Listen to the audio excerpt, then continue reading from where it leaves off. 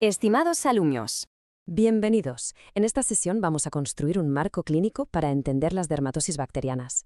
Esta será nuestra hoja de ruta. Empezaremos con la clasificación por profundidad, que es la clave de todo. Luego veremos las presentaciones clínicas más importantes y, por último, aterrizaremos en los principios del tratamiento.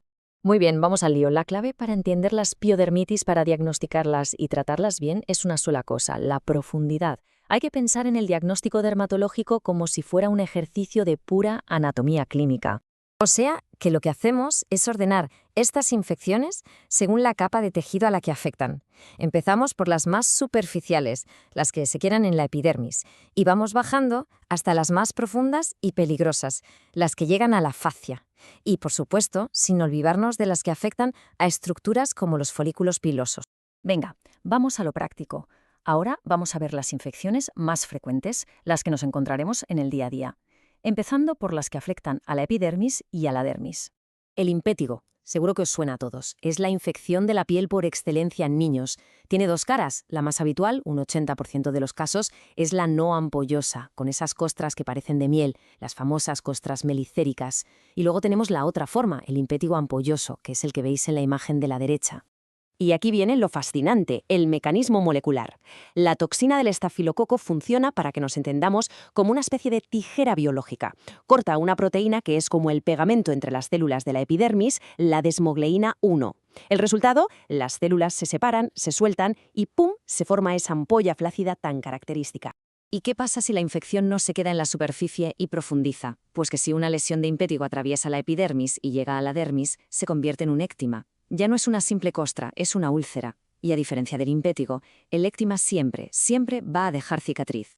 Aquí tenemos uno de los grandes dilemas en la práctica diaria, sobre todo en urgencias. ¿Esto es una erisipela o una celulitis? Y una vez más, la respuesta está en la profundidad de la inflamación. Fijaos qué bien se ve la diferencia en estas imágenes. A la izquierda, la erisipela. Afecta a la dermis superficial y a los vasos linfáticos, y por eso vemos una placa roja, brillante, sobreelevada y con los bordes perfectamente definidos, como si los hubieran dibujado. Suele salir en la cara. A la derecha, la celulitis.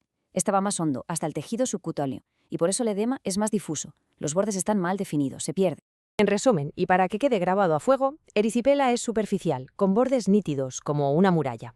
Celulitis es profunda, con bordes difusos que se pierden en la piel sana. Con esto claro, ya tenemos media batalla ganada para diferenciarlas. Bueno, y ahora subimos un peldaño en cuanto a gravedad. Vamos a hablar de las verdaderas emergencias dermatológicas, de esas infecciones que pueden poner en jaque la vida del paciente. Ante un paciente que llega con una infección en la piel, ¿cuál es la señal de alarma, la bandera roja que nos tiene que hacer pensar en esta infección tan terrible? Sobre todo porque al principio puede parecer cualquier otra cosa. Pues mirad, esta es la perla clínica más importante que hay que recordar. Un dolor absolutamente desproporcionado. El paciente se queja de un dolor insoportable, pero cuando le exploramos, la piel no parece estar tan mal. Esa disociación es la clave. Y es que aquí el tiempo corre en contra. En apenas 24 o 48 horas, la cosa evoluciona a una velocidad de vértigo. La piel se pone violácea, aparecen ampollas y finalmente la zona se queda como anestesiada porque la necrosis ha destruido los nervios.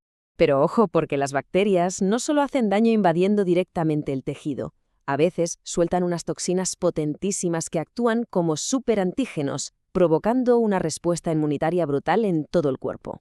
Esto nos lleva a cuadros como el síndrome de la piel escaldada estafilocócica, el SSS con su famoso signo de Nikolsky positivo, o el temido síndrome de shock tóxico, que es un fallo multiorgánico en toda regla.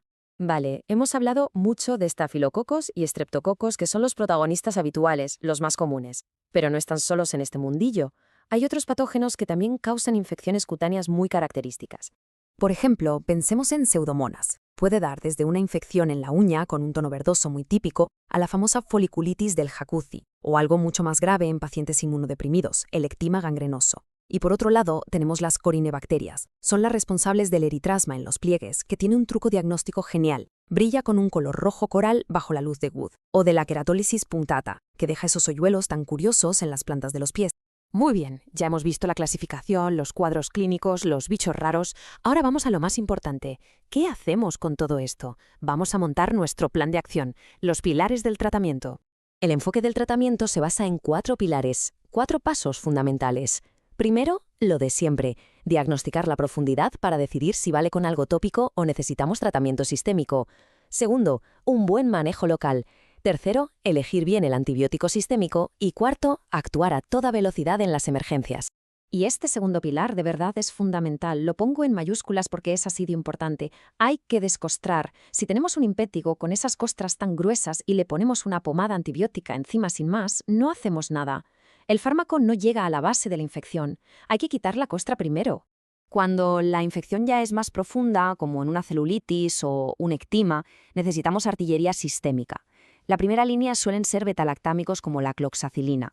Pero ojo, si la cosa no mejora o tenemos sospecha clínica, hay que pensar en cubrir al Staphylococcus aureus resistente a la meticilina, el famoso SARM. Y en el peor de los escenarios, en la fascitis necrotizante, no hay tiempo que perder. Aquí el tratamiento principal no es el antibiótico, es el bisturí. Requiere un desbridamiento quirúrgico urgente y muy agresivo en quirófano. Y por supuesto, antibióticos de amplio espectro y soporte en la UCI. Es una carrera contrarreloj. Así que, si nos tenemos que quedar con una sola idea de todo esto, que sea esta. El diagnóstico de una piodermitis es, en el fondo, un ejercicio de anatomía. La primera pregunta que tenemos que hacernos siempre delante del paciente es ¿qué capa de la piel está afectada?